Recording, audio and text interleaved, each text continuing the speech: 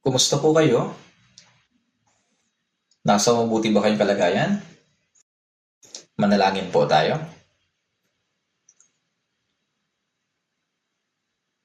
Banal at mahabagin naming Amang Diyos na sa amin ay nagmamahal, nagpapasalamat po kami sa inyo sapagkat iniligtas ninyo kami mula sa walang hanggang pagkawasa at ginawa ninyo kaming mga anak at hinahayaan ninyo kaming manatili sa iglesia sa natitirang bahagi ng aming buhay sa gitna ng inyong biyaya at salita. Maraming salamat po sa patuloy na pag-iingat at paggabay sa amin hanggang sa oras na ito. Kami noon ay nabuhay sa walang kabuluhan at malayo sa inyo. Ngunit tinawag ninyo kami sa pamamagitan ng Ebanghelyo at pinagkalooban kami ng pagkakataon na mabuhay para sa Ebanghelyo.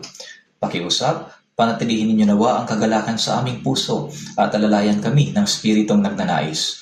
Bigyan ninyo kami ng karunungan upang higit pa naming maunawaan ang kahangahangang biyayang ipinagkaloob ninyo sa amin.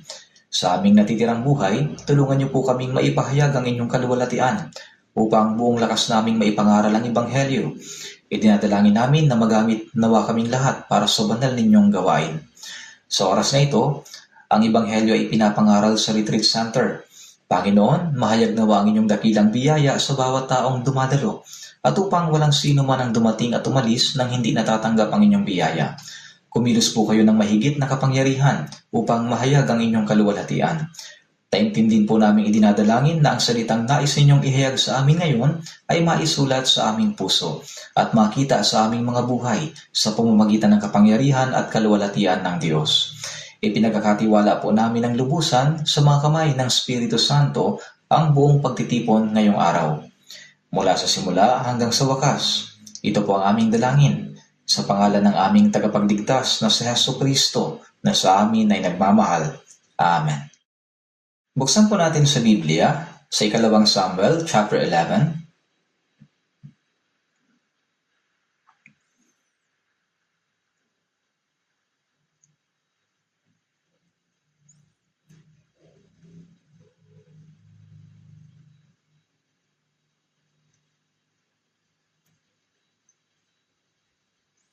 Ikalawang Samuel chapter 11 verse 1.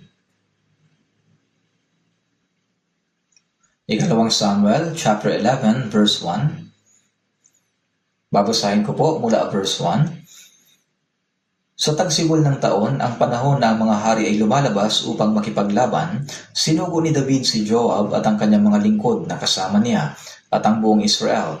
Kanilang sinalanta ang mga Amonita at kinubkob ang Raba, ngunit si David ay nanatili sa Jerusalem. Isang dapit hapon, nang si David ay bumangon sa kanyang higaan at naglalakad sa bubungan ng bahay-hari, nakakita siya mula sa bubungan ng isang babaeng naliligo at ang babae ay napakaganda. Nagsugo si David at nagtanong tungkol sa babae at sinabi ng isa, "Hindi ba ito ay si Batseba na anak ni Eliam na asawa ni Urias na Hiteo?" Kaya't si David ay nagpadala ng mga sugo at kinuha siya. Ang babae ay pumaroon sa kanya at siya ay kanyang sinipingan. Siya ay kakatapos pa lamang maglinis mula sa kanyang karumihan. Pagkatapos, siya ay bumalik sa kanyang bahay. Ang babae ay naglihi at siya ay nagsugo at sinabi kay David, "Ako'y buntis." Tingnan din po natin mula verse 14. Verse 14 at 15. Basahin po natin ang sabay-sabay. Kinaumagahan, sumulat si David kay Joab at ipinadala kay Urias. Sa liham ay kanyang isinulat, "Ilagay mo si Urias sa unahan ng pinakamainit na labanan. Pagkatapos kayo ay umurong mula sa kanya upang siya ay masaktan at mamatay." Habang kinukubkub ni Joab ang lunsod, kanyang inilagay si Urias sa lugar na alam niyang kinaroroonan ng matatapang na lalaki. At ang mga lalaki sa lunsod ay lumabas at lumaban kay Joab at ilan sa mga lingkod ni David ay nabuwal na kasama ng bayan. Si Urias na Hiteo ay napatay rin. Pagkatapos ay nagsugo si Joab at sinabi kay David ang lahat ng mga balita tungkol sa labanan. At sa verse 26 at 27, nang marinig ng asawa ni Urias na si Urias na kanyang asawa ay namatay, kanyang tinangisan ng kanyang asawa.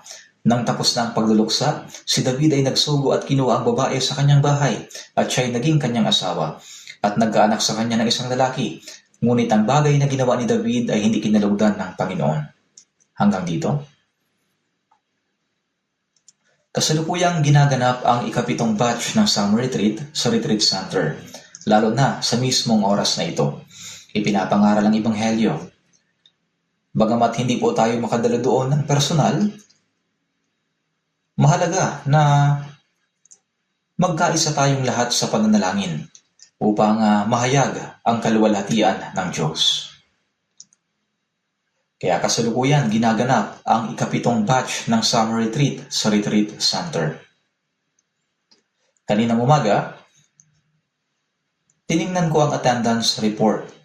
Hanggang kanina, 9,637 ang bilang ng pre-registration. Mayroon namang 557 ang nagpa-register on-site. At 2,859 ang dumalo ulit mula sa mga naunang batch. Kaya sa kabuuan, 13,053 katao ang dumalo. Kahapon ng hapon, mahigit 2,800 na sasakyan ang pumasok at pumarada sa Retreat Center. Napakaraming tao ang dumating. At sa oras na ito, nakikinig sila sa pangangaral ng Ebanghelyo. Dahil sa ipinapangaral ng Ebanghelyo sa mismong oras na ito, dapat din tayong lumapit sa Diyos ng may gayunding puso. Magkaisa sa pananalangin at maingat na makinig sa kanyang salita. Ang nais kong ibahagi ngayong araw ay tungkol sa dalawang sulat o liham na may kinalaman sa pagkakakilanlan at misyon. Una, sa talatang binasa natin kanina sa 2 Samuel chapter 11, makikita natin ang isang liham na isinulat ni David. Pag-isipan natin ito ng sandali. Ilang chapters po ba mayroon ang aklat ng mga awit? 150 na awit, hindi ba? Mula dito, 73 ang isinulat ni David, halos kalahati ng buong aklat. Maraming awit ng papuri ang inawit ni David. Ngunit sa buong Biblia, mayroon lamang isang pagkakataon kung saan personal na sumulat si David ng isang liham. Sa talatang binasa natin sa 2 Samuel 11, makikita natin ang tanging liham na isinulat ni David. Ngunit ang nilalaman ng liham na iyon ay hindi isang pagpapahayag ng kaluwalhatian ng Diyos o pagpupuri sa Diyos. Sa halip, ito ay isang liham ng kamatayan, isang sulat na naguutos na patayin si Urias, na buong tapat na nag-alay ng buhay para kay David. Bakit nangyari ang ganoong bagay? Titingnan natin ngayon ang mga pangyayaring ito. At pagkatapos, makikita rin natin na tayo ay nabubuhay sa mundong ito bilang mga sulat ni Kristo. Kaya kaugnay ng ating pagkakakilanlan bilang mga naligtas na Kristiyano at ng misyon na ipinagkatiwala sa atin ng Panginoon, pag-aaralan natin ngayon ang dalawang liham na ito. Tingnan ulit natin sa 2 Samuel chapter 11 verse 1. Ikalawang Samuel chapter 11 verse 1. Mula verse 1, sa tagsibol ng taon, ang panahon na ang mga hari ay lumalabas upang makipaglaban, sinugo ni David si Joab at ang kanyang mga lingkod na kasama niya at ang buong Israel. Saan po sila pumunta? Kanilang sinalanta ang mga Amonita at kinugkob ang Raba, ngunit si David ay nanatili sa Jerusalem. Sa 2 Samuel chapter 11, makikita natin ang pagkakasala ni David. Ngunit ano ba ang kalagayan ni David nang magawa niya ang kasalanan ito? Nang panahong yon, ang buong hukbo ng Israel ay nasa Amon, nakikipagdigma laban sa mga Amonita. Ngunit bakit nangyari ang ganitong pangyayari? Ang background ng pangyayaring ito ay makikita sa chapter 10. Buksan natin sa chapter 10 mula verse 1. Ikalawang Samuel chapter 10 mula verse 1.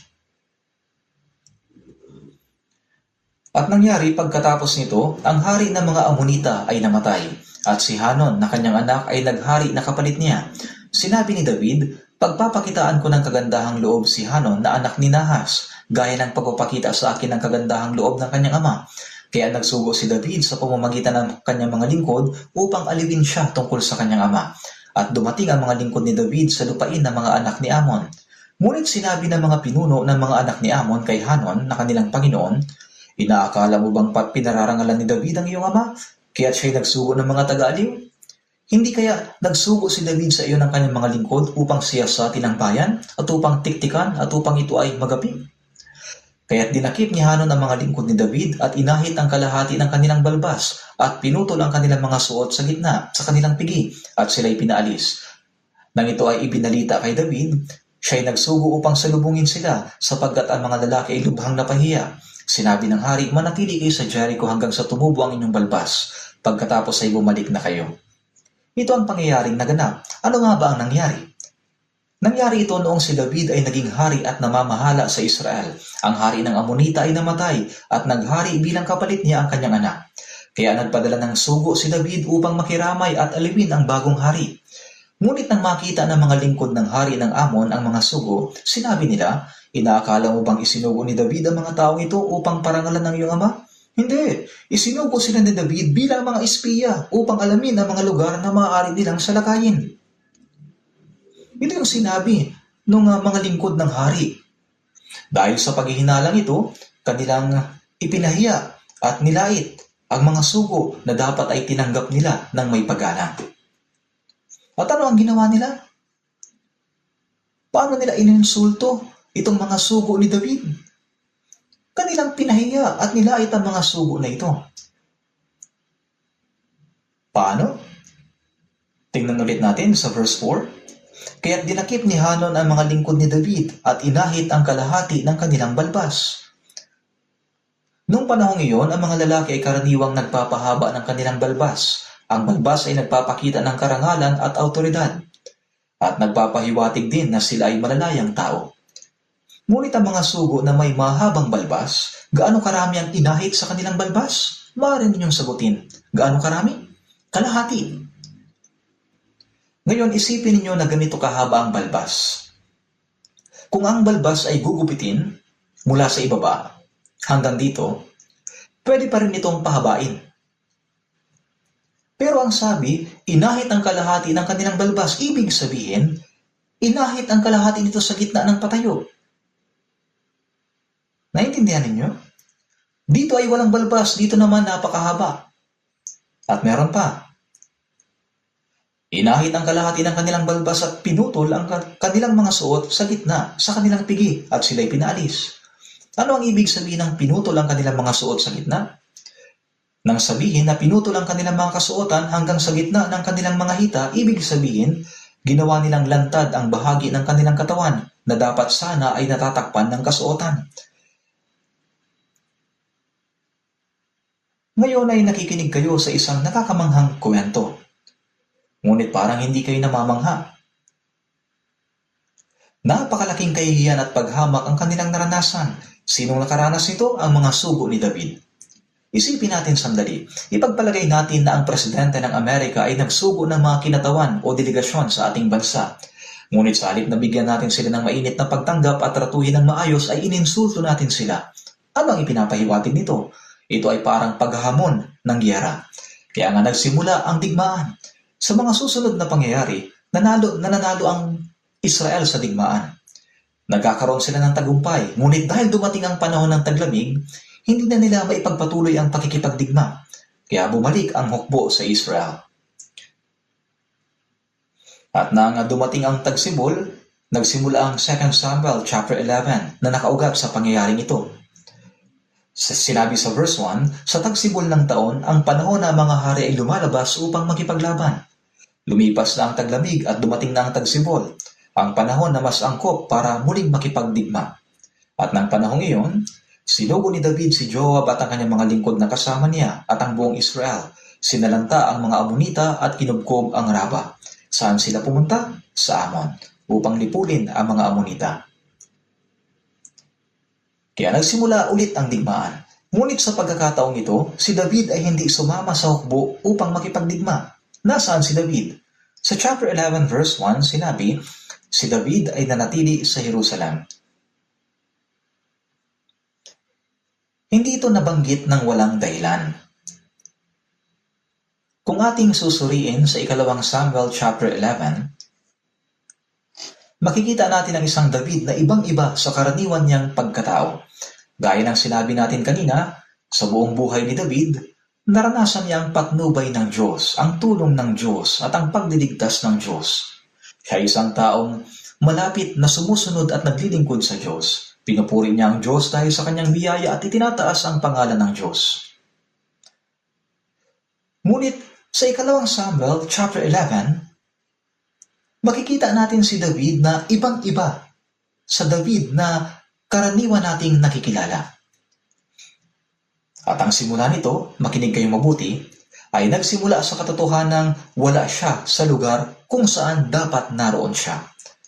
Kung si David ay kasama ng kanyang hukbo sa digmaan, malamang ay hindi nangyari ang nakakahiyang kasalanang nagawa niya na nangyari sa mga sunod na pangyayari. Ilang taon na ba si David nang mangyari ang kaganapang ito?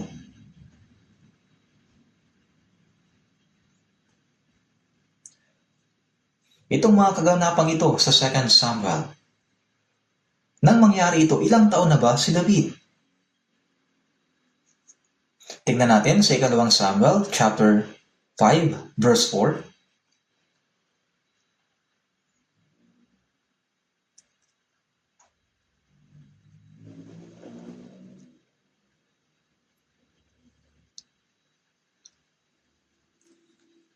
Ikalawang Samuel chapter 5 verse 4. Basahin natin ng sabay-sabay. Si David ay 30 taong gulang nang siya'y magsimulang maghari at siya'y naghari ng 40 taon. Ilang taon si David nang siya'y magsimulang maghari? 30 taon. At ilang taon siya naghari? 40 taon. Kaya ilang taon siya nang siya ay namatay? 70 taon. Ngayon, si David na naging hari sa edad na 30 at namuno sa Israel sa loob ng 40 taon ay patuloy na nagtatagumpay sa kanyang paghahari. Tingnan din natin sa chapter 7, verse 8 to 9, ikalawang Samuel.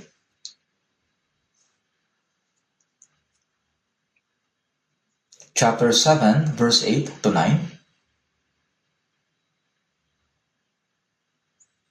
Ngayon nga'y ganito ang iyong sasabihin sa aking lingkod na si David. Ganito ang sabi ng Panginoon ng mga hukbo, kinuha kita mula sa kulungan ng tupa, sa pagsunod sa tupa, upang ikaw ay maging pinuno sa aking bayang Israel. Ako'y naging kasama mo saan ka man pumunta, at aking inihiwalay ang lahat ng iyong kaaway sa harap mo, at gagawin kitang isang dakilang pangalan, gaya ng pangalan ng mga dakila na nasa lupa. Sino ang nagsabi nito? Ang Diyos. At kanino niya sinabi? Kay David. Ang Diyos ang nagtaas kay David, at ang Diyos ang nagbigay ng karangalan sa kanyang pangalan. Ang Diyos ang gumawa kay David upang maging marangal at dakila. Pero paano niya ito ginawa? Pansinin natin ang sinabi, ako'y naging kasama mo saan ka man pumunta, at aking inihiwalay ang lahat ng iyong mga kaaway. Namuhay si David na hawak ang pangakong ito ng Diyos. Pagkatapos maging hari, patuloy niyang sinakop ang mga bansang nakapalibot sa Israel. Patuloy siyang nakipagdigma at saan man siya pumunta, pinagkalooban siya ng Diyos ng tagumpay. Tingnan din natin sa ikalawang Samuel chapter 8 verse 6. Ikalawang Samuel chapter 8 verse 6. Pagkatapos ay naglagay si David ng mga kuta sa Aram ng Damasco, at ang mga taga-Syria ay naging mga alipin ni David at nagsipagdala ng buwis. Basahin natin ang sabay-sabay ang huling bahagi, at binigyan ng Panginoon si David ng pagtatagumpay saan man siya pumunta. Sino ang nagbigay kay David ng tagumpay? Ang Diyos. Ang Diyos ang patuloy na nagkakaloob kay David ng ganitong kamanghamanghang biyaya. At si David ay namuhay sa loob ng biyayang iyon. Saan siya namuhay? Sa biyaya ng Diyos. Tingnan din natin sa verse 14. Pero magsimula muna tayo sa verse 13. At napabantog si David. Nang siya'y bumalik, nakapatay siya ng 18,000 mga Edomita sa libis ng asin. Naglagay siya ng mga kuta sa Edom. Sa buong Edom ay naglagay siya ng mga kuta. At ang lahat ng Edomita ay naging mga alipin ni David. Basahin natin ang sabay-sabay. At binigyan ng Panginoon si David ng pagtatagumpay saan man siya pumunta. Patuloy na binigyan ng Diyos si David ng tagumpay, at patuloy na sumasa kanya ang Diyos. Sa bawat tigmaan, patuloy siyang nananalo. Tagumpay ang paulit-ulit na nangyayari. Namuhay siya sa biyaya ng Diyos, at ang mga pagpapalang patuloy na ipinagkakaloob sa kanya ng Diyos ay naging tila pangkaraniwang bagay na lang sa kanyang buhay. Ganon din tayo. Ang ating kaligtasan ay biyaya ng Diyos, at pagkatapos nating maligtas, araw-araw, patuloy tayong namumuhay sa kamanghamanghang biyaya na patuloy na ipinagkakaloob sa atin ng Diyos. Pero may panganib. Kapag ang kamanghamanghang biyayang ipinagkakaloob sa atin ng Diyos ay magsimula ng maging parang pangkaraniwan ang turing natin o isang karapatan na dapat lang nating tamasahin, pwede ding lumitaw sa atin ang katulad na kalagayan ni David sa 2 Samuel chapter 11. Kapag itinuring natin ang biyaya ng Diyos na para bang isang karapatang dapat lang nating tanggapin, anong unang nangyayari? Wala na tayo sa lugar kung saan dapat naroon tayo at nakakalimutan natin ang Diyos. Kapag nakalimutan natin ang Diyos, nakakalimutan din natin ang misyon na ipinagkatiwala niya sa atin. Nakakalimutan natin kung sino tayo, kung paano tayo dapat mamuhay sa harapan ng Diyos, at kung ano ang tungkuling ipinagkatiwala niya sa atin. Yan ang larawan ni David sa 2 Samuel chapter 11. Nang mangyari ang kasalanan ni David sa 2 Samuel chapter 11, ito ay humigit kumulang 20 years na mula nang siya'y maging hari, kaya nasa edad na halos 50 years old na si David. Hindi ito isang kasalanang nagawa niya nung siya'y bata pa at puno pa ng sigla. Sa halip, nangyari ito nung matagal na niyang nararanasan ng tagumpay. Saan man siya pumunta, pinagkakalooban siya ng Diyos ng tagumpay at patuloy niyang nararanasan ang biyaya ng Diyos. Nang mismong panahon na yon, nang panahong yon, nangyari ang napakatindi niyang kasalanan. Saan ba nagsimula ito? Nagsimula ito sa paglimot sa Diyos. Dito sa 2 Samuel chapter 11, marami pa akong ipapaliwanag sa inyo. Kung susuriin nating mabuti, 3 mahalagang bagay ang wala rito. 3 bagay na dapat makita sa buhay ng isang taong tunay na naglilingkod at sumusunod sa Diyos. Wala tayo ritong makikitang bakas ng paghahanap sa Diyos. Walang makikitang pakikinig sa salita ng Diyos at walang makikitang pananalangin sa harapan ng Diyos. Tingnan natin sa Deuteronomy chapter 8.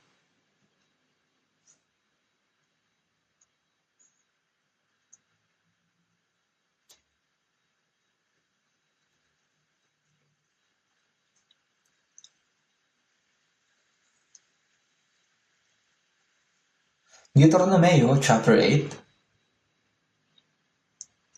verse 11 hanggang 13. Mag-ingat ka sa iyong sarili na baka malimutan mo ang Panginoon mong Diyos sa hindi mo pagtupad ng kanyang mga utos, mga batas at mga tuntunin na aking iniutos sa iyo sa araw na ito.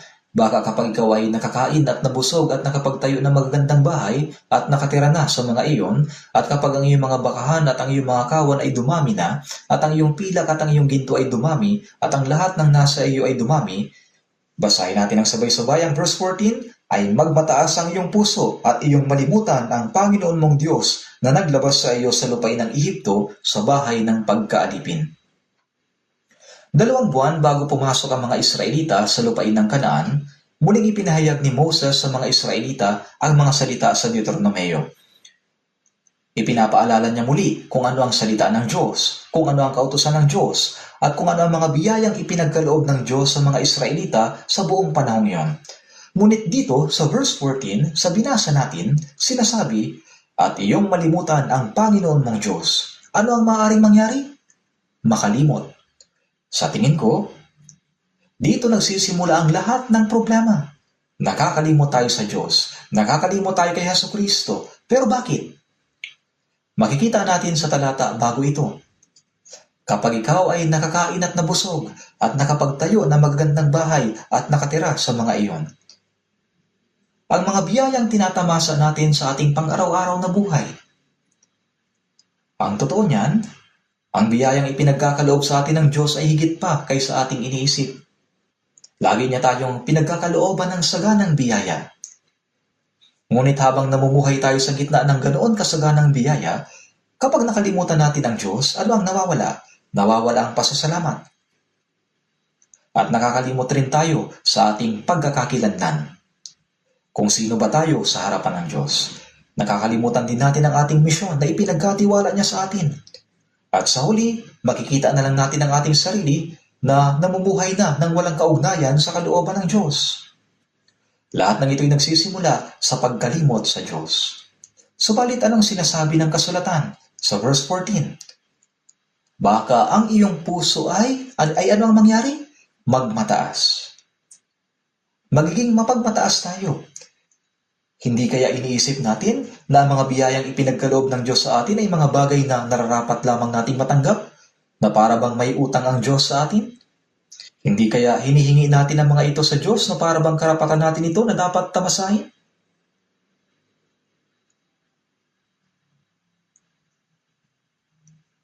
Balikan natin sa 2 Samuel chapter 11. Dito makikita natin si David na nakalimot sa Diyos. At makikita rin kung paano niya maling ginamit ang mga kamanghamanghang biyaya na ipinagkaloob sa kanya ng Diyos. Una, makikita natin yon, gaya ng nabanggit ko kanina sa verse 1. 2 Samuel chapter 11 verse 1. Sa tagsibol ng taon, ang panahon na mga hari ay lumalabas upang makipaglaban, sinugo ni David si Joab at ang kanyang mga lingkod na kasama niya at ang buong Israel. Umalis ang buong hukbo. Subalit sinong naiwan? Tanging si David lamang ang naiwan. Kanilang sinalanta ang mga Amonita at kinugkob ang Raba. Ngunit si David ay nanatili sa Jerusalem. Una, ang manhid ng puso ni David. Nakalimutan niya kung sino siya sa harap ng Diyos. Nakalimutan niya ang Diyos at nakalimutan din niya kung sino siya. At ang unang ipinakita ni David ay ito, wala siya sa lugar kung saan dapat siya naroon. Napakahalaga nito. May lugar kung saan dapat naroon tayo. Bilang mga Kristiyano, may lugar kung saan tayo nabibilang. Lugar kung saan tayo dapat manatili at manindigan. Dapat ay naroon tayo sa lugar kung saan dapat tayo naroon. Ito ay isang lugar na hindi pwedeng ikompromiso o isuko. Ang lugar kung saan ipinapangaral ang Ebanghelyo, kung saan nahayag ang gawain ng Diyos, yun ang aking lugar. Dapat naroon tayo sa lugar na yon. Hindi yun isang lugar na dapat nating iwasan dahil mahirap. Kahit mahirap, kailangan nating magtiis at manatili sa lugar na yon. Kailangan nating panghawakan at panindigan ang lugar na ipinagkatiwala sa atin.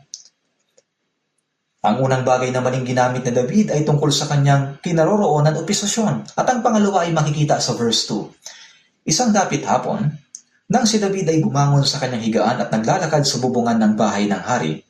Ikalawa, makikita natin na ginamit niya ng mali ang oras na ibinigay sa kanya ng Diyos. Pansinin ninyo, kailan daw siya bumangon? Isang dapit hapon. Ano ang tawag natin sa isang bagay na isang beses lang ginamit at pagkatapos ay itinatapon? Disposable, di ba? Alam nyo ba kung ano ang pinakamahal na disposable? Mas mahal pa kaysa ginto? Ito ang ngayon mismo. Oras ang tinutukoy ko. Ang oras ay hindi mo maaaring i-recharge. Hindi mo rin maaaring bilhin. Ang oras na ibinigay sa akin ng Diyos ay biyaya mula sa Diyos. Bukod pa rito, pagkatapos nating maligtas, ang buhay na ginugugol natin para sa Ebanghelyo, para sa Diyos, para sa Iglesia, at para kay Kristo ay napakadakilang regalo at biyaya na ipinagkaloob sa atin ng Diyos. Subalit anong ginagawa niya rito? Ngunit anong ginagawa natin? Ginagamit natin sa mali ang oras na ipinagkaloob sa atin ng Diyos.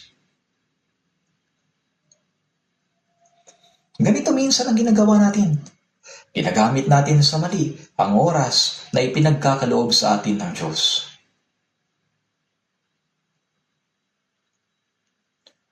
At tingnan pa natin sa verse 2. Isang dapit hapon nang si David ay bumangon sa kanyang higaan at naglalakad sa bubungan ng bahay ng hari, nakakita siya mula sa bubungan ng isang babaeng naliligo at ang babae ay napakaganda. Nakita niya ito nang hindi sinasadya, tama ba? Ngunit kahit na meron siyang nakita, hindi niya dapat hinayaan na magpatuloy na sa susunod na hakbang. Sa verse 3, ano ba ang ginawa ni David? Nagsugo si David. Nagpadala siya ng isang tao. Sa 2 Samuel chapter 11 verse 3, nagsugo si David at nagtanong tungkol sa babae. At sinabi ng isa, hindi ba ito'y si Batseba na anak ni Eliam, na asawa ni Urias na Hiteo? Ngayon, nagpasiyasat pa siya tungkol sa babae. Sa verse 3, makikita natin ang isa pang bagay na maling ginamit ni David. Ano pa ang maling ginamit niya? Ang kanyang kapangyarihan. Ang kapangyarihang ipinagkaloob sa kanya ng Diyos. Ang autoridad na ibinigay sa kanya ng Diyos. Tandaan natin, ang hari ng Israel ay itinalaga mismo ng Diyos. Tingnan natin sa Deuteronomio chapter 17.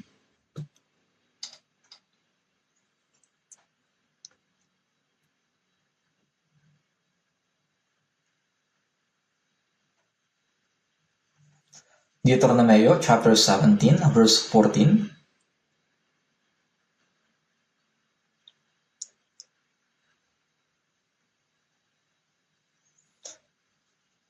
Chapter 17 verse 14. Kapag dumating ka na sa lupaing ibinibigay sa iyo ng Panginoon mong Diyos, at iyong maangkin ito, at iyong matirahan, at iyong sasabihin, ako'y maglalagay ng isang hari na gaya ng lahat ng mga bansang nasa palibot ko. Sa verse 15, basahin natin ng sabay-sabay, ilalagay mong hari sa iyo ang pipiliin ng Panginoon mong Diyos. Dito makikita natin na alam na ng Diyos na darating ang panahon na hihilingin ng mga Israelita na magkaroon sila ng isang hari na mamumuno sa kanila. Kaya kapag humingi sila ng hari at nais nilang magtalaga ng isang hari, anong uri ng tao ang sabi ng Diyos na dapat nilang gawing hari? Makikita natin mismo dito, hindi ba? Sa verse 15, ilalagay mong hari sa iyo ang pipiliin. Anong uri ng tao ang pipiliin? Ang pipiliin ng Panginoon mong Diyos. Ang pagiging hari ng Israel ay hindi dahil sa taong pinili ng tao. Sino ang nagluklok sa kanya? Sino ang pumili sa kanya? Ang Diyos. Kung gayon, ang autoridad ng hari ng Israel, pati ang kapangyarihang ipinagkaloob sa hari, ay saan nanggaling? Saan nagmula? Sa Diyos. Anong ibig sabihin nito? Ang hari ng Israel ay isang taong dapat magparangal sa Diyos sa harapan ng bayan, magpakita ng kaluwalhatian ng Diyos, at maging halimbawa sa pagdilingkod sa Diyos. Karaniwan, ganoon naman ang ginagawa ni David. Pero sa 2 Samuel chapter 11, kakaiba ang naging kilos niya. Kaya balikan natin ang 2 Samuel chapter 11. Makikita natin dito. Sa 2 Samuel chapter 11, naging kakaiba ang kilos niya. Hindi katulad ng dating ginagawa ni David. Sa chapter 11, verse 3,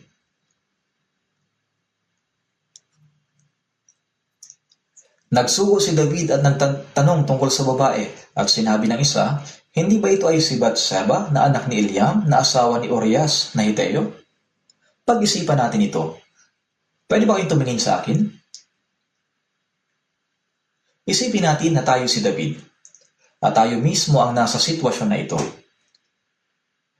Dahil siya ay hari, sinabi niya sa isang lingkod, alamin mo kung sino ang babaeng yon at bumalik ka. Kaya pumunta ang lingkod at bumalik. Tama ba? Pero kung hindi siya ang hari, hindi naman ito tungkol sa kung gaano kataas o kababa ang posisyon ng tao. Nagbibigay lang ako ng isang halimbawa.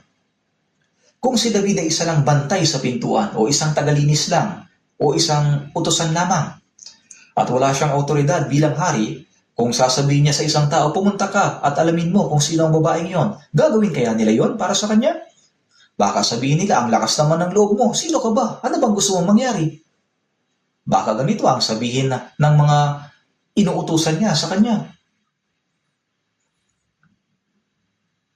Ang otoridad, kakayahan at kapangyarihang ibinigay sa kanya ng Diyos ay ginamit niya sa maling paraan para sa sarili niyang pagnanasa at makalamang hangarin. At may isang nakakagulat na bagay dito.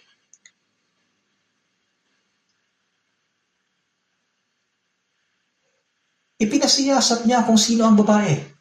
Pero kasalanan ba yun ng lingkod? Wala naman siyang magagawa, utos yun ng hari, kaya napilitan siyang sumunod. Kaya pumunta siya, nagsiyasat at nalaman kung sino ang babae at bumalik. At ang nakakagulat, si Batseba pala yun, ang asawa ni Urias. Sino ba si Urias? Sa 2 Samuel chapter 23, tingnan nyo na lang sa susunod, doon nakatala ang mga pangalan ng 37 na magigiting na mandirigma ni David. May 37 magigiting na mandirigma na nagbuwis ng kanilang buhay para kay David at nag-alay ng kanilang buhay bilang katapatan kay David sa kaharian. Ngunit ang taong nasa pinakahuli ng talaang iyon ay si Urias. Anong uri ba ng tao si Urias? Isang taong lubos na naging tapat kay David.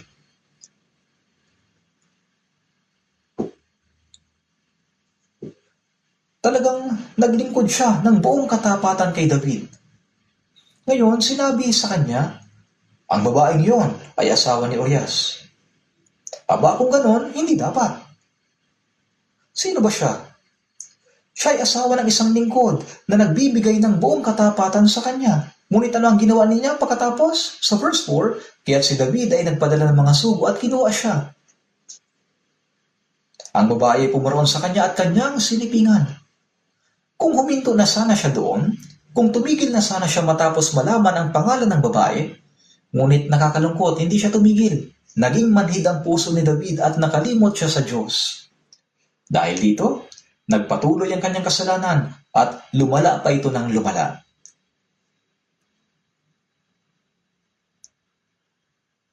Sa huli, nakipagtalik siya sa babae at nagkasala. Ngunit hindi doon nagtapos ang lahat. Tingnan natin sa verse 5. Ang babae ay naglihi at siya'y nagsugo at sinabi kay David, "Ako'y buntis." Ngayon, malaking problema na ito. Ano na ang gagawin ni David? Kaya pagkatapos nito, ipinatawag ni David si Urias. Pinauwi ni David si Urias. Pero umuwi ba talaga si Urias? Hindi siya umuwi. Si Urias ay isang taong may matibay na paninindigan. Para bang sinasabi sa kanya ni David, "Nanggaling ka sa digmaan at napagod ka ng husto, umuwi ka at magpahinga." Ngunit hindi pa rin umuwi si Urias. Ngayon, tingnan natin sa verse 11, ipinapakita nito kung anong uri ng puso meron si Urias. Tingnan natin sa verse 11, 2 Samuel chapter 11 verse 11, sinabi ni Urias kay David, "Ang Kaban, ang Israel at ang Juda ay naninirahan sa mga tolda, at ang aking Panginoong si Joab at ang mga lingkod ng aking Panginoon ay nagkakampo sa parang. Pupunta ba ako sa aking bahay upang kumain, uminom at sumiping sa aking asawa? Habang buhay ka at buhay ang iyong kaluluwa, hindi ko gagawin ang bagay na ito." Sumagot si Urias, at ano ang una niyang binanggit? Ang Kaban. Sinabi niya, naroon ang kaban ng Diyos. Ipinapakita nito na ang puso ni Urias ay nakatuon sa Diyos. Sinabi rin niya, ang buong hukbo ng Israel ay naroon sa pakikipaglaban. Paano ako makakauwi at magpapakasarap habang sila'y nakikipagdigma? Mula sa unang paglitaw ni Urias sa kwentong ito, makikita natin ang kanyang katapatan at nanatili siyang tapat hanggang sa huling sandali ng kanyang buhay. Ngunit isipin ninyo, sinubukan ni David na pagtakpan ang kanyang kasalanan, ngunit hindi niya ito nagawa. Hindi niya ito maitago. At pagkatapos nauwi ito sa pagsulat ni David ng isang napakasamang liham. Tingnan natin ang verse 14 at 15. 2 Samuel chapter 11 verse 14 at 15. Kinaumagahan, sumulat si David kay Joab at ipinadala kay Urias. Sa liham ay kanyang isinulat, ilagay mo si Urias sa unahan ng pinakamainit na labanan, pagkatapos kayo ay umurong mula sa kanya upang siya'y masaktan at mamatay. Isipin niyo ito. Si David mismo ang nagsulat ng liham na iyon. Pero ano ang nakasulat doon? Nasabi ko na kanina, hindi ba? Ano ang nakasulat sa liham? Nakasulat doon na ang tapat na si Urias dapat patayin.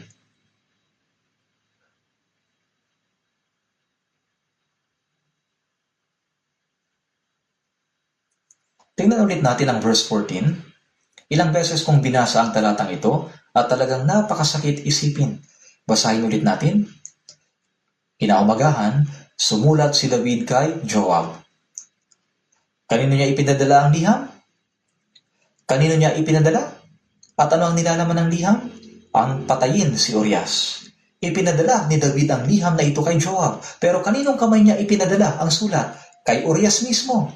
Isipin niyo, kung nalaman ni Urias ang nilalaman ng liham na dala niya, ano kaya ang mararamdaman niya? Ang liham na hawak niya ay nag-utos na patayin mismo siya. At sino nag-utos na sa kanya dadalhin ng liham? Si David. Napakalayo nito sa David na ating kilala.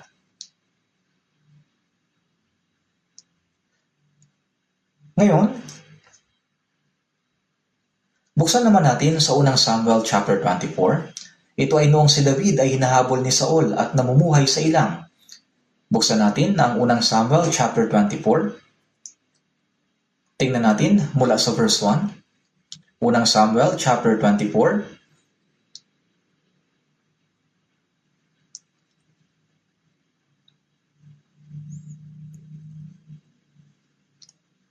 Unang Samuel chapter 24.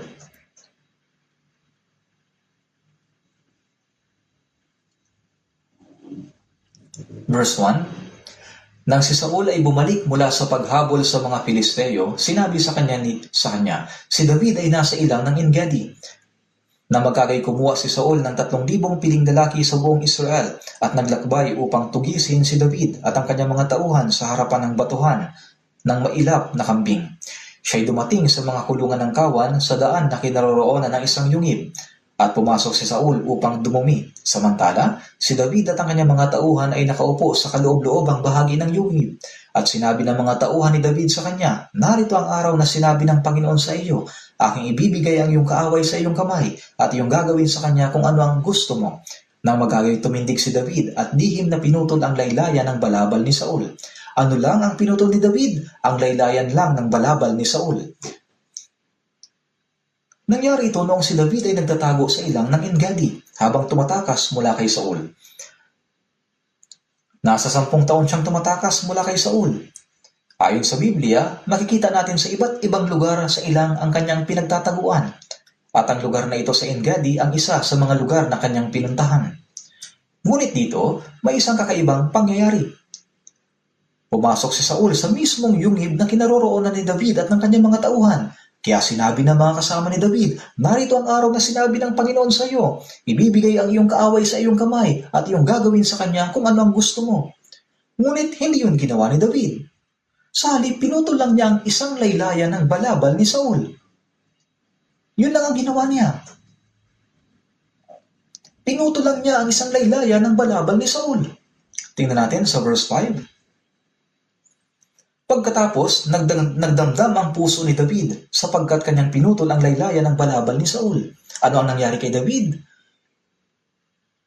Hindi naman niya sinaktan si Saul. Pinutol lang niya ang maliit na laylayan ng balabal ni Saul pero nabagabag pa rin ang puso ni David. Napakasensitibo ng puso ni David noon sa kung ano ang kalugod-lugod sa Diyos.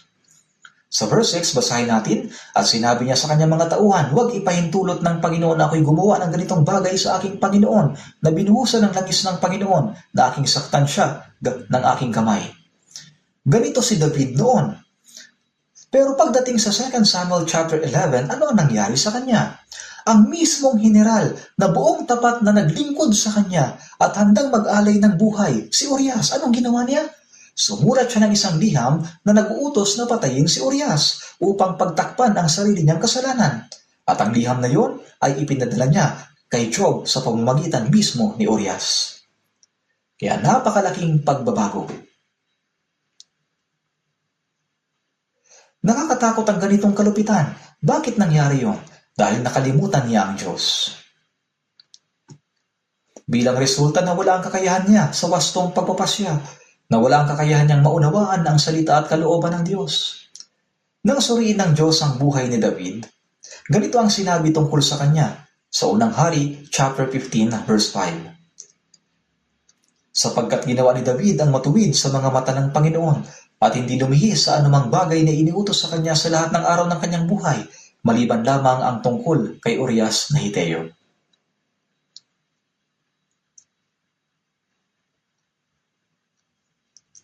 Ganito ang naging pagsusuri ng Diyos sa buhay ni David. At ang mismong David na ito ang nakikita natin ngayon sa pangyayaring ito. Sa 2 Samuel chapter 11, ipinadala ni David ang liham kay Joab at ipinadala niya ito na hawak mismo ni Urias. Talagang walang awa si David sa isang taong buong tapat na naglingkod sa kanya.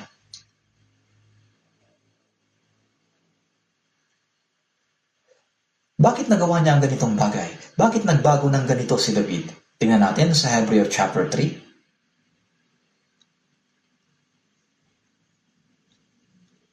Hebreo chapter 3 verse 13.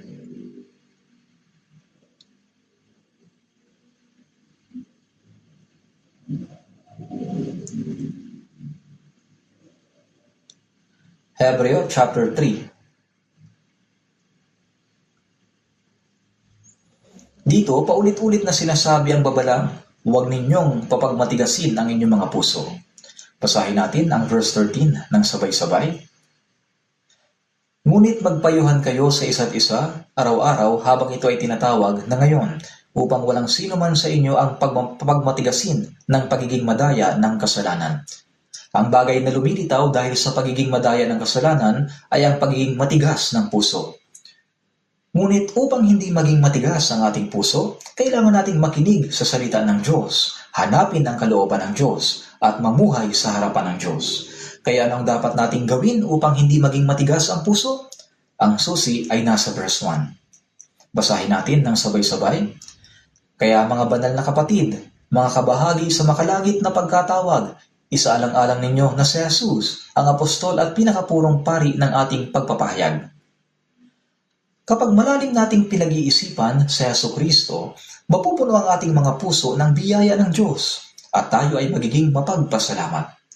Ngunit nakalimutan ni David ang Diyos. Nakalimutan niya si Jesus. Pwede ring maging ganito ang ating puso. Nasaan ang David na labis na nabagabag kahit laylayan lang ng damit ni Saul ang kanyang pinutol? Wala na. At ngayon, sumulat siya ng liham na nagsasabing ipapatay si Urias. At ipinadala niya ito kay Joab. Nagsulat siya at pinadala kay Joab. Balikan natin ang 2 Samuel chapter 11. Hindi pa tapos ang paglalarawan sa kasalanan ni David. Kinalaunan, si Urias mismo ang nagdala ng sulat na ito kay Joab. Ginawa lamang ni Joab ang ipinag-utos ni David. At ng araw na yon, namatay si Urias kasama ng iba pang mga kawal. Tingnan natin ang 2 Samuel chapter 11, verse 26 at 27. Nang marinig ng asawa ni Urias na si Urias na kanyang asawa ay namatay, kanyang tinangisan ang kanyang asawa. Nang tapos na ang pagduluksa, si David ay nagsugo at kinuha ang babae sa kanyang bahay at siya'y naging kanyang asawa at nagkaanak sa kanya ng isang lalaki. Ngunit ang bagay na ginawa ni David ay hindi kinalugdan ng Panginoon. Ano ang sinabi? Hindi kinalugdan ng Panginoon. Nakikita ng Diyos ang lahat, anuman ang ginagawa ni David. Kung hindi natin alam ang kasalanang ginawa ni David at ang nakasulat sa liham, pag binasa natin ang verse 26 at 27, baka isipin natin na napaka-maawaing hari ni David. Kasi ang asawa ng kanyang general ay naging balo, kaya maaaring isipin natin na nagpakita si David ng kabutihan para sa babae at sa kanyang pamilya. Ngunit alam ng Diyos ang lahat. Ano ba talaga ito? Ito ay pagkukunwari. Binalutan niya ang kanyang kasalanan upang magmukhang mabuti. Paano niya nagawa ang ganito? Dahil sa pagkalimot sa Diyos. Nagawa niya ito dahil sa pagkalimot sa Diyos. Ganitong uri ng pamumuhay ang lumitaw sa kanyang buhay. At sa 2 Samuel chapter 12, sinaway ng Diyos ang kasalanan ni David sa pamamagitan ng propetang si Nathan. Si David ay isang taong tunay na nagsisi ng lubusan. Sa palagay ko, ang kadakilaan ni David ay nasa pagsisisi. Walang sino man ang nagsisi na tulad ni David. Ngunit isipin nating maigi ang mga nangyari.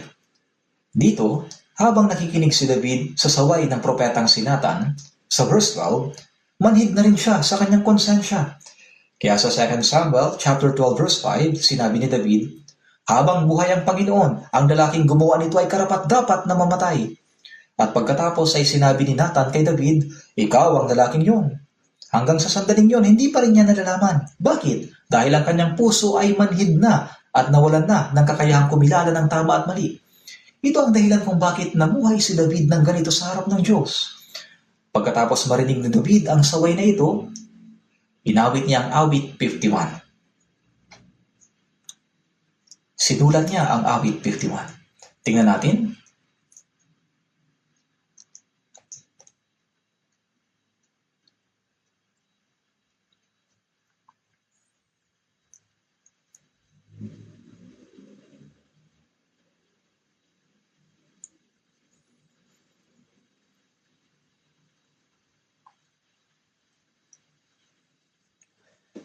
Awit 51, sa pamagat o heading ng Awit 51, makikita natin nakasulat ang ganito. Sa punong mga awit ni David, nang sinata na propeta ay dumating sa kanya pagkatapos na siya ay makapasok kay Bathsheba. Pagkatapos marinig ni David ang pagsaway ng Diyos sa pamamagitan ni Propeta Nathan, siya ay tumalikod sa kanyang kasalanan at nagsisi, at ito ang awit na kanyang inawit. Kaya tingnan natin sa verse 12.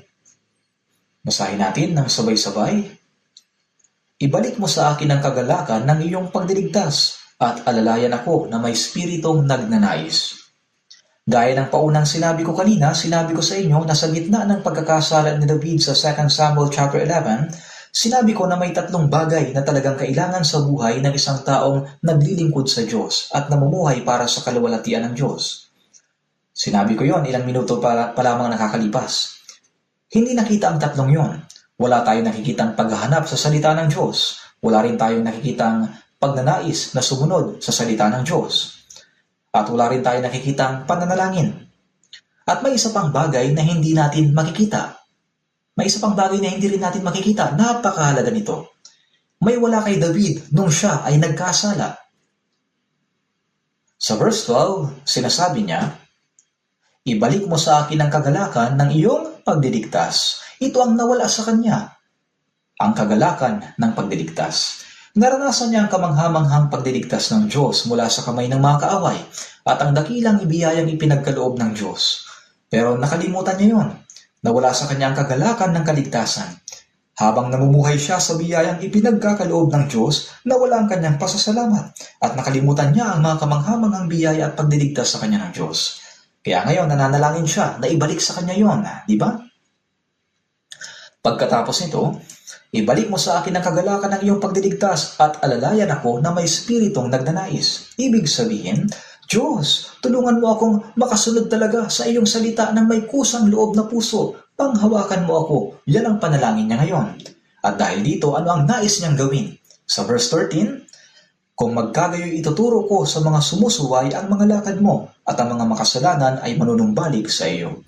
Nais niyang mamuhay ulit na ibinabahagi sa mga makasalanan ang tungkol sa biyaya ng Diyos, ang biyayang ipinagkaloob ng Diyos at ang kamanghamanghang paggabay at tulong na ibinibigay ng Diyos. Nais niyang mamuhay ulit na ibinabahagi ang tungkol sa biyaya ng Diyos. Ngayon, tingnan natin si David. Sa biyaya ng Diyos, itinaas siya ng Diyos at ginawa siyang isang marangal na tao. Ngunit nakalimutan niya ang Diyos at binaliwala ang kamanghamanghang biyayang natanggap niya. Iniisip niyang karapatan niya yon, na dapat ko lang itong tamasahin. Bukas, patuloy ko pa rin itong tatamasahin dahil matagal ko na itong tinatamasa. At yun ang naging dahilan kung bakit nauwi si David sa pagsulat ng isang liham na nagdulot ng pagkamatay ng isang tao. Tingnan naman natin ang isa pang liham. Ito ay nasa Korinto, chapter 3.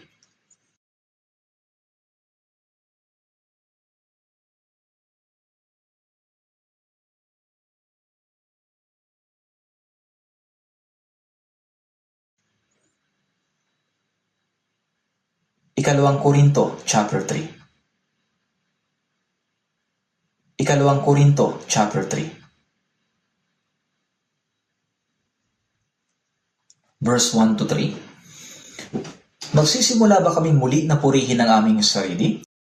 O kailangan ba namin gaya ng iba na mga sulat ng papuri sa inyo o mula sa inyo? Kayo mismo ang aming sulat na nasusulat sa aming mga puso, nakikilala at nababasa ng lahat ng mga tao. Ipinapakita ninyo na kayo'y sulat ni Kristo na iniingatan namin.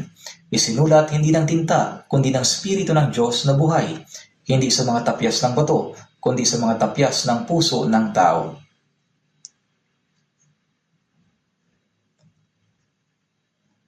Dito, sinabi ito ni Apostol Pablo sa mga mananampalataya sa iglesia ng Korinto. Noong panahong iyon, may mga bulaang guro na nagdadala ng mga liham ng rekomendasyon o mga liham ng pagpapakilala upang patunayan ang kanilang sarili. Kaya naman, yun mismo ang tinutukoy dito ni Pablo. Sa verse 1, sinasabi niya, kailangan ba namin, gaya ng iba, na mga sulat ng papuri sa inyo? Ibig sabihin, kailangan pa ba nilang magpadala ng isang katibayan na nagsasabing ganito akong tao? O isang liham ng rekomendasyon para patunayan ang kanilang sarili? Hindi na yan kailangan kay Pablo. Bakit? Makikita natin sa kasunod na talata, sa verse 2, kayo mismo ang aming sulat. Sino ang tinutukoy niya? Ang mga mananampalataya sa iglesia sa Korinto. Ang isang Kristiyanong naligtas ay namumuhay sa mundong ito bilang isang liham na nagpapatotoo tungkol kay Kristo. Nabubuhay tayo sa mundong ito bilang mga taong nagpapatotoo sa kamanghamanghang pag-ibig at biyayang ginawa ng Diyos. Sino ang mga Kristiyano? Tayo. Ngayon, tingnan natin ang mga katabi natin. Tayo, ako, tayong lahat ay namumuhay sa mundong ito para sa gawain ito. Hindi ba? Pero may isang mahalagang bagay dito.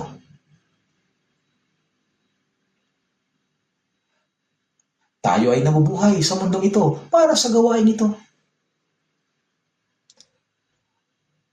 Ang mga naligtas na Kristiyano ay mga sulat ni Kristo na ipinadala dito sa mundo.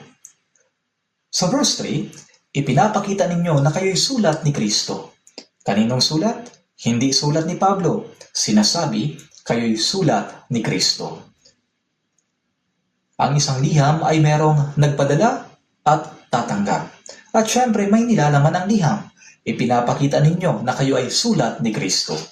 Ang mga Kristiyano, ang mga taong naligtas ay namumuhay sa mundong ito bilang mga sulat ni Kristo. Yan ang pagkakalit-kilanlan ng isang Kristiyano. Sila ay mga taong nagpapakita kay Kristo. Sa ibang salita, ang mga Kristiyanong naipanganak na muli ay mga taong nakasulat sa buhay nila si Kristo. Nakasulat sa buhay nila si Kristo. Tingnan ulit natin sa verse 3. Ipinapakita ninyo na kayo'y sulat ni Kristo na iniingatan namin. Isinulat hindi ng tinta, kundi ng Espiritu ng Diyos na buhay. Ito ay isinulat ng Espiritu Santo. Hindi sa mga tapyas ng bato, kundi sa mga tapyas ng puso ng tao. Isinulat ng Diyos sa Jesucristo sa atin na mga naligtas sa pamamagitan ng Espiritu Santo. Tayo ang mga taong nagpapatotoo, nagbabahagi at nagpapakita nito, hindi ba? Ito ang pagkatao natin. Paulit-ulit niyang sinabi upang bigyang diin na mga Kristiyanong naligtas ay mga buhay na sulat na nagpapatotoo kay Kristo. Ito ang pagkatao natin. Pero mayroong mahalaga dito. Tingnan ulit natin sa verse 2. Sinasabi sa 2 Korinto, chapter 3, verse 2, kayo mismo ang aming sulat na nasusulat sa aming mga puso, nakikilala at nababasa ng lahat ng mga tao. Kanina, ang sulat na ipinadala ni David sa pamamagitan ni Urias para kay Joab ay isang selyadong sulat. Bakit? Paano kung makita ni Urias kung ano nakasulat sa loob? Malaking problema yon, di ba? Ang sulat ay isinulat para pagtakpan ang kasalanan. Kaya ito ay isang sulat na tinakpan, itinago at selyado. Pero ang sulat ni Kristo ay isang bukas na sulat. Ito ay nakikilala at nababasa ng lahat ng tao. Dito, ang salitang nakikilala at nababasa, ibig sabihin napapatunayang totoo. Ibig sabihin sa pamamagitan ng buhay ng mga naligtas na Kristiyano, nakikilala ng lahat ng tao na ang mga taong ito'y tunay na naglilingkod sa Diyos, sila'y nagpapakita kay Jesucristo. At ang isang taong tunay na naligtas ay hindi maaaring itago sa Jesucristo. Ang isang taong tunay na naligtas ay hindi maaaring itago ang kamanghamanghang biyaya ng Diyos. Nakikilala ng lahat ng tao na ang mga taong ito'y tunay na naglilingkod sa Diyos. Tingnan natin sa Mateo chapter 5.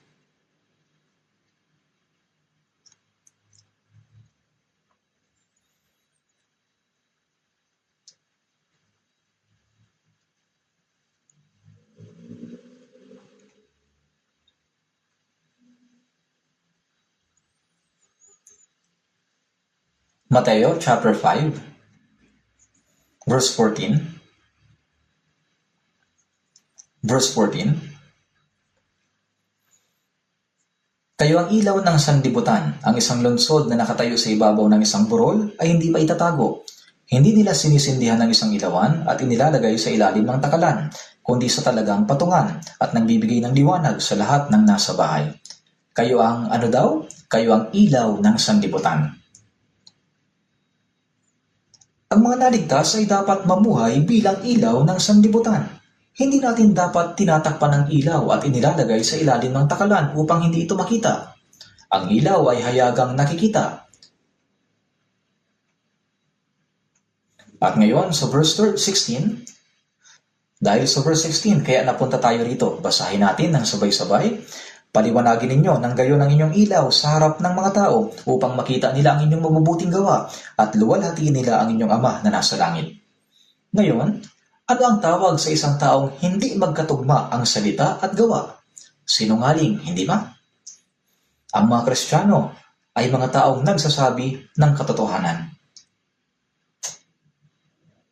Ang mga salita ng isang Kristiyano ay mga salitang nagbibigay ng buhay. Bago tayo naligtas, nasa ilalim tayo ng walang hanggang kamatayan. Tayo ay mga katutubong anak ng kapuotan. Tayo ay mga kaaway ng Diyos. Ngunit sa pamamagitan ni Jesucristo, nang marinig at maniwala tayo sa Ebanghelyo, sa kamanghamanghang pag-ibig at biyaya na minsan magpakailanman ay tumubos sa ating mga kasalanan, nagbago ang ating kapalaran.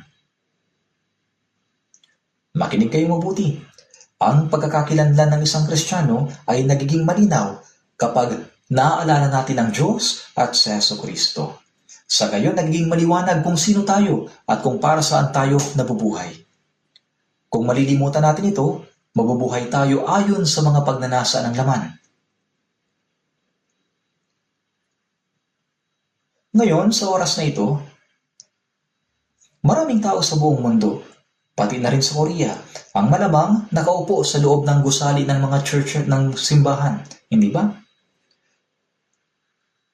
Pero ilan kaya talaga sa kanila ang tunay na ipinanganak na muli?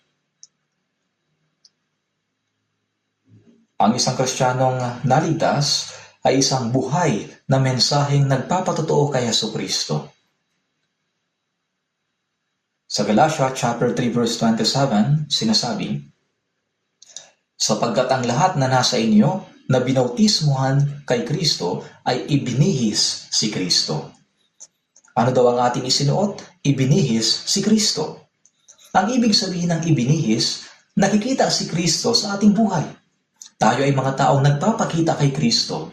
Nakikita ng ibang tao ang ating mga salita, ang ating mga gawa. Buksan natin ang awit 73.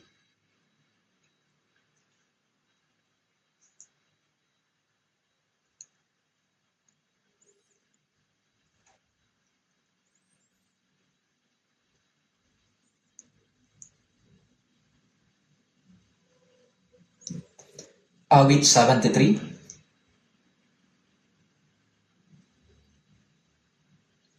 Basahin natin ang verse 6. Ang bahaging ito ay nagsasalita tungkol sa mga masasama.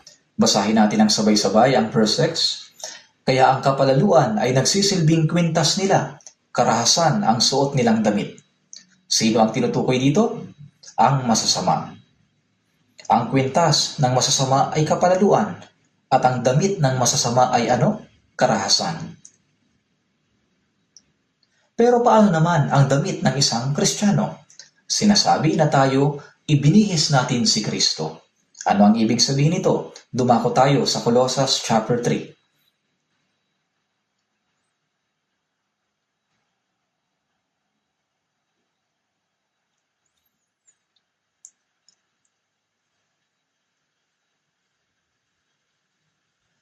Colossus chapter 3,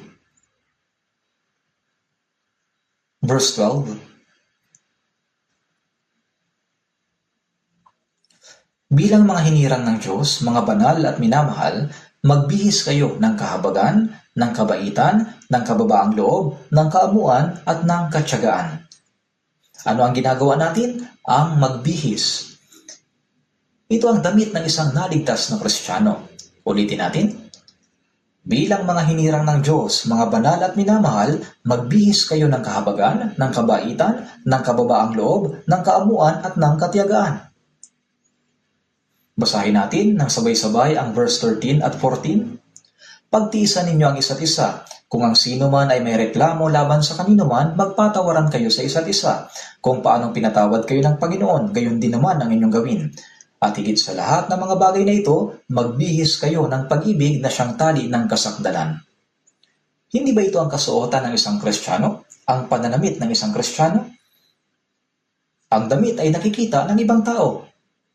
Naintindihan ba ninyo? Maaari kayong sumagot. Tingnan din natin sa unang Pedro chapter 3. Unang Pedro chapter 3 verse 15.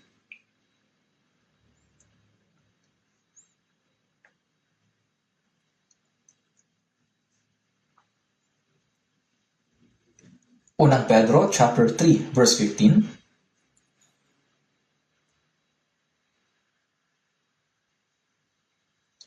Basahin natin ang sabay-sabay. Ngunit italaga ninyo si Kristo bilang Panginoon sa inyong mga puso at lagi kayong maging handa sa pagsagot sa bawat isa na humihingi sa inyo ng dahilan ng pag-asa na nasa inyo, ngunit sa kamuan at may takot na may mabuting budhi. Dito makikita natin sa bawat isa na humihingi sa inyo ng dahilan ng pag-asa na nasa inyo. Ano ang itinatanong nila? Sinasabi na magtatanong ang ibang tao. Itatanong nila ito sa mga taong naligtas. Ano ang kanilang itatanong? Ang dahilan ng pag-asa na nasa inyo. Paano makikita ng ibang tao ang pag-asa na nasa loob ng isang tao? Makikita ito sa pamamagitan ng kanilang pamumuhay. Ito ay makikita sa kanilang mga kilos. Sa pagdilingkod sa Diyos, sa pananampalataya sa Diyos at sa pagsunod kay Jesucristo, ang pananampalataya ay hindi isang bagay na ginagawa lang kapag gusto mo. At kapag ayaw mo ay hindi mo nagagawin.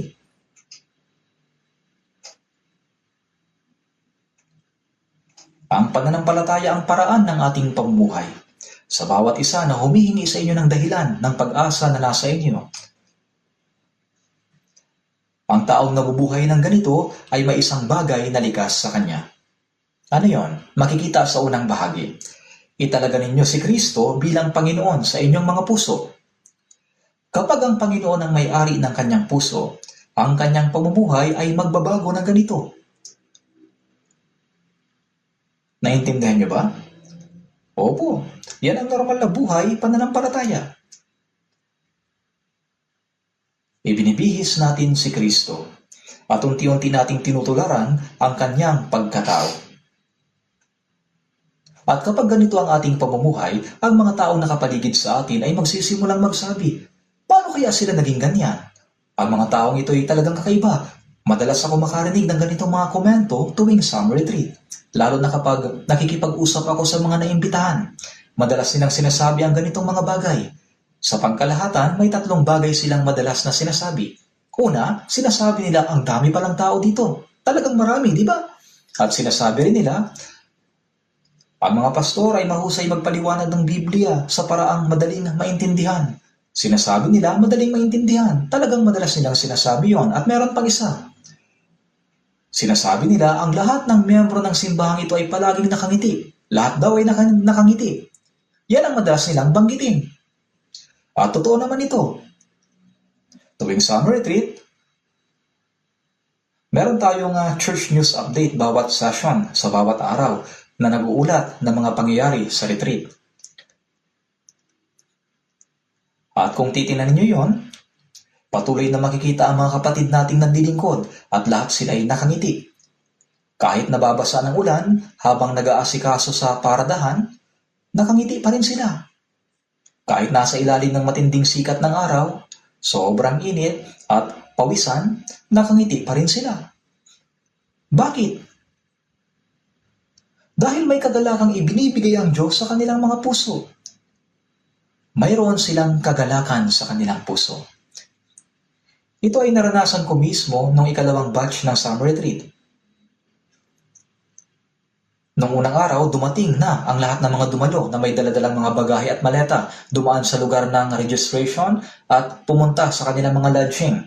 Dahil sa napakaraming taong dumadaan, ang lugar sa harap ay naging marumi at magulo. May maraming nagkalat na bagay sa sahig, lalo na sa loob ng elevator. Habang patuloy na dumarating ang mga kapatid, napansin kong marumi ang loob ng elevator, kaya kumuha ako ng walis at nagwawalis. Alam ninyo, may 3 elevator sa main hall. 2 na ang nalinis ko, at papunta na ako para linisin ang natitira pang isa. Pero may ilang sisters na naglilinis sa harapan nito. Masigla at masaya silang nagwawalis. Kaya tinanong ko sila, salamat sa inyong pagsisikap, kayo ba ang mga volunteer na naka-assign sa lodging? Tinanong ko yun dahil hindi sila nakasuot ng uniforme ng mga volunteer. Alam naman ninyo na ang mga volunteer may magkakaibang uniforme, depende sa paglilingkod, di ba? Pero dahil wala silang suot na ganoong uniforme, tinanong ko sila at pagkatapos, nakangiti silang nagsabi. Nung tanungin ko sila ay nakangiting sinabi ng isang kapatid na babae. Ganito yung sabi niya. Hindi kami mga volunteer na naka-assign sa lodging. Mga volunteer lang ba ang dapat na maglinis? Ang retreat center ay ating tahanan, di ba? Siyempre, ang mga may-ari nito ang dapat maglinis. Ganito yung sinabi nila. Kapag sinasagawa natin ang retreat, maraming uri ng paglilingkod ang ipinagkakatiwala sa bawat isa. Marami talagang mahirap at mabibigat na gawain. Pero ang mga kapatid na naglilingkod ng may pagpapasalamat at nakangiti, talagang nagpapasalamat ako na makita iyon. Tayo bilang mga Kristiyano ay mga taong nagpapatotoo kay Jesucristo. Ang ating mga salita, ang ating mga kilos, at maging ang ekspresyon ng ating muka ay nagpapakita kay Jesucristo.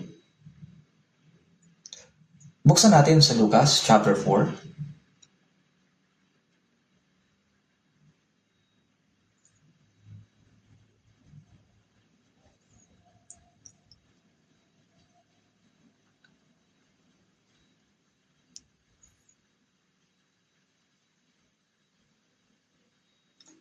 Lucas chapter 4 verse 43.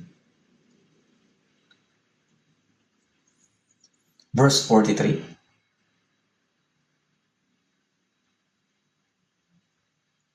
Lucas chapter 4 verse 43. Basahin po natin ng sabay-sabay. Subalit sinabi niya sa kanila, kailangan ko ring ipangaral sa ibang bayan ang magandang balita ng kaharian ng Diyos, sapagkat ako ay sinugo para sa layuning ito. Ano ang dahilan kung bakit dumating si Jesus sa mundong ito? Dumating siya upang ipangaral ang magandang balita ng kaharian ng Diyos. At si Jesus ay nag-alay ng kanyang sarili sa krus upang tubusin, minsan magpakailanman, ang lahat ng kasalanan ng mga tao sa mundo. At tayo ang mga taong nagpapatotoo tungkol dito.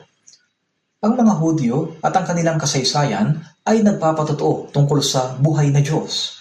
Sila ay mga saksi ni Jehovah, mga saksi ng Diyos. Tama ba?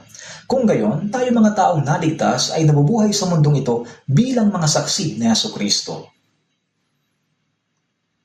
Dumako tayo sa John chapter 20.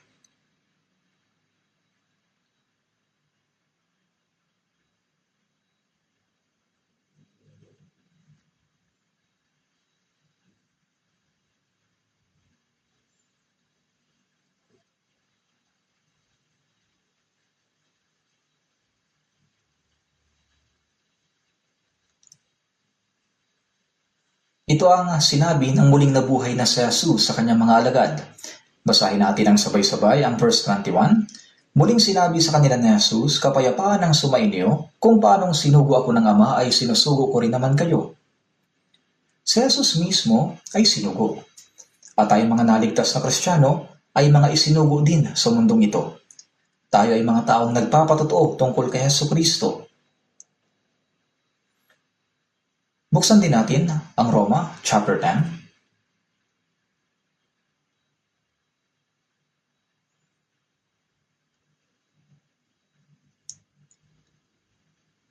Roma chapter 10 verse 14.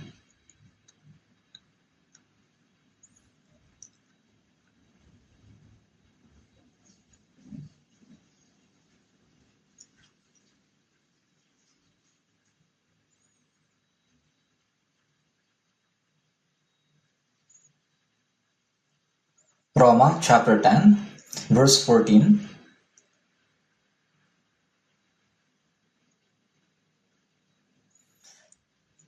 Ngunit paano nga silang tatawag sa Kanya na hindi nila sinampalatayanan?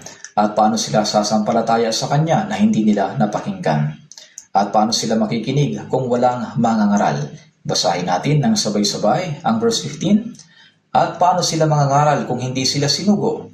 Gaya ng nasulat, anong ganda ng mga paan ng mga nagdadala ng mabuting balita ng mabuting bagay.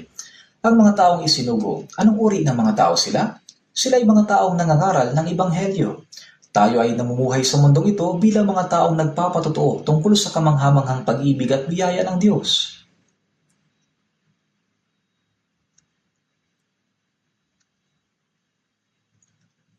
Hayaan ninyong ibuod ko.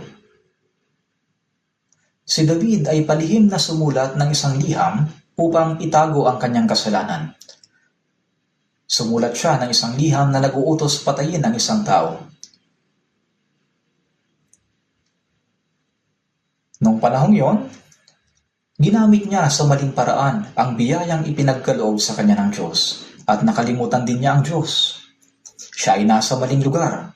Wala siya sa lugar kung saan siya dapat naroon. At mali rin ang paggamit niya sa oras na ipinagkaloob ng Diyos, hindi ba? Ginamit rin niya ang autoridad na ibinigay sa kanya ng Diyos para sa pagnanasa ng kanyang laman. Hindi rin siya nakatuon sa salita ng Diyos. Hindi niya hinanap ang Diyos. Dahil dito nakalimutan niya ang Diyos. Kaya nawala rin sa kanya ang pag-unawa at kakayahang kumilala ng tama at mali. At dahil dito, sa pamamagitan ng pagkukunwari, ng katigasan ng puso at kawalan ng habag, sumulat siya ng liham na nag-uutos na patayin ng isang tao, hindi ba?